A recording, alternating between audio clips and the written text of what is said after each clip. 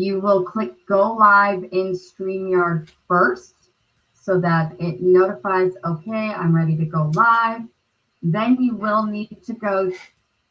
Okay, I needed to, yeah. Hi, everybody. I'm muted now. Nope, I need to unmute. See, I don't think I can. No, that's different. That's the Zoom mute. I'm good. Okay, hi, everybody. I know I'm live and I'm having a tech moment into the world. So, hi. So while I'm getting live inside Facebook, just want y'all to know I'm going to go over to Instagram right now and make myself live over there. Okay, bear with me while I go live on Instagram. There we go. And I'm going to click on that. And my computer's a little slow today, but there we go. Okay, so now I'm live in live in various places, everybody. Hi, Rick Tamlin here, Dr. Rick Tamlin.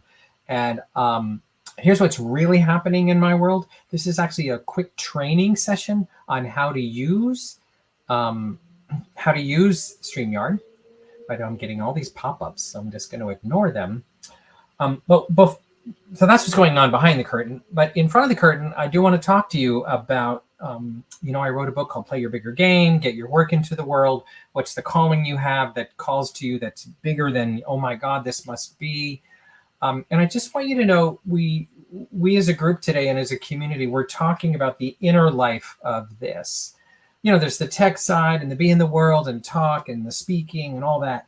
But we did a great go behind the curtain today of, why don't we, what happens, what gets in the way from both a sort of a psychology context and a vulnerability context that sort of shuts us down. That's dramatic language, but I brought on a beautiful gentleman in my life who's a Jungian therapist, and we had a somatic coach work with us to kind of get at it. Like, what happens when we're called to put something into the world and we get super passionate, and then, like 4 days later, we're like, what were we thinking? Or 2 months into the commitment of it, I don't have the resources to do this, or I don't have what it takes, or Marie Forleo, or all those other coaches and trainers and speakers, they got it going on, I don't.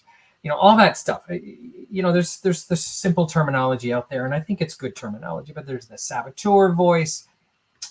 But what I love one of the things I took away from our conversation today with these amazing folks who were supporting us was it was so normalizing to know that the shadow self, the psychology self, that the body is getting involved to save us. And hello, Mary. Yeah. This is, by the way, if you guys want to comment inside Facebook, you're welcome to. I can see your comments. If you have a question, put it in there, or you have a reaction to anything I say, feel free to put it in there. But I wanted to offer 3 things that came to me from our conversation today with these amazing folks who supported us from the inside out. And I'm a fan of the inside work generates the outside work, right? It's a lot of outside work, and but I'm a guy. Okay, what's going on in here, right? And by the way, sidebar moment. Where I first learned that? From a workshop. I was a tennis player for many, many years, and should be still, but I'm not. I got to get that going again. But I took a workshop many, many years based on a book called The Inner Game of Tennis. And the inner game of tennis was the doorway into the life coaching industry. I don't know if you knew that, but that was one of the primary doorways into understanding how to activate, motivate, and have a person realize that they're creative, resourceful, and whole. And the inner game of tennis training is basically how do you have people understand how to hit the ball naturally according to their body and their energy, versus the, like how to hit the ball right and telling them how to do it. It's a very inside out perspective. So with that said, I want to give you 3 things that came to me today to keep us in the game when we don't want to be in the game, or it's too hard, or I want to quit, or what was I thinking, and all that stuff, and I have one more thing I want to say about that. As an artist, as an actor, as a person who comes out of that world, it's ridiculous to go in that direction. As an actor, it was like, 0.001% are successful. So the stats are insane. So they always told me years and years ago in the actor industry, if there's anything else that calls to you even this much, you should go do it, because your chances of being successful are ridiculous. Now, first of all, what kind of sentence is to say to somebody like that? But I feel blessed enough that I had family members and mom and dad, my parents who were like, no, you're going for it. So I had a good run. I had a good 10-year run. I was on a soap opera for a little while. I'm in a couple movies, did some commercials, and now I've parlayed it into this other industry, this other work that I do. But the point I really wanted to make was how to stay in the game when you don't want to. And the first thing I want to say is move. Very simple. I mean, move the body. We did some body work today. We did somatic work today. Move the body. Get the adrenaline going. I cannot psychology my way out of demotivation half the time. I should be motivated, like I should be motivated. Why am I not motivated? What's going on? And then I'll create confusion, and then I'll create overwhelm. Because, by the way, I want to offer this. We create those things. Those things don't happen to us. Overwhelm doesn't show up, right? Overwhelm is something I create. So how do I fix that? Instead of shaming myself that I have it, I usually go for a walk. I talk to my higher power. I do some yoga. Now I'm going to do some somatic work.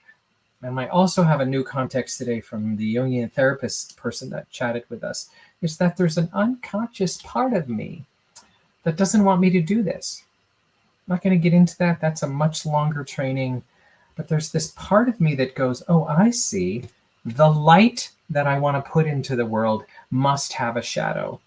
And he talked about how those polarities are going on all the time. So the first thing is to move. The second thing is to, I dare say, remember who you are. And that's a big philosophical sentence. But remember that you are a creative genius. You come into this world with every piece of passion and aliveness and all the information that you ever need. I know we go to school to study stuff, but it's there, right? That you are a creative genius. Now that's an ownership of the being of you. And many times that's like, what are you talking about? But to remember who you are. The third one, this is the obvious one, ask for help. Ask for help. Ask for help. Like 1,000 times. I'm a part of a mastermind. I've joined it. I've been in one for 9 years. I have a therapist. I have a person who helps me work out. I have a social media person. I ask for help.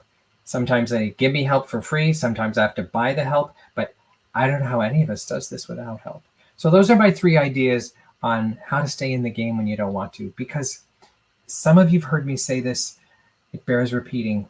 Playing a bigger game, putting your good work into the world, wanting to be an entrepreneur, wanting to have your message and your experiences seen, heard, and purchased is not for the faint of heart. It is so much easier to go down the street and get a job at Trader Joe's because, by the way, they're hiring right now for $25 an hour. They literally are.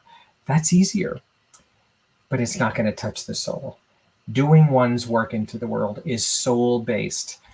And there are so many reasons not to. But if you say no to your soul, it is exhausting and painful and debilitating. And we all know those people, either in our family life or in our friendship life, who have said no to the calling of their soul work. And I'm just not interested in having that happen for people who are in my world or in my domain of my voice. So there's my thoughts today, everybody. Have a great rest of your day. I'm doing these live streams more often. Classes are coming, events are coming.